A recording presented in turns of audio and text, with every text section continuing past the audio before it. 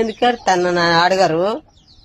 తిరుపతి పోయి మా తమ్ముళ్ళు లడ్డూలు 2 తెస్తే ఒకటి మొత్తం తిన్నది, ఒకటి సగం తినే ఉంచింది. ఉడతలు ప్రసాదం తినకుండా అయినా అదే బాధ నా బాధ. తిరుపతి ఎంకన్న లడ్డు ఏదైనా తినటానికి అదృష్టం ఉండాలని అంటారు కదా ఫ్రెండ్స్. తినకుండా దాచిన పీసు మోకం దాన్ని. పిల్లగాళ్ళు అందరు పండుగకు వస్తారు కదా, వచ్చినాక తింటారు అనుకొని దాచిన.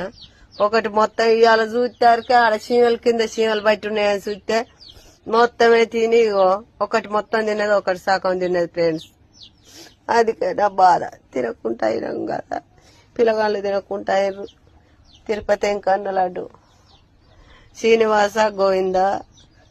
ఇది తినేది లేకుండా చేసినవి ఎందుకు తండ్రి.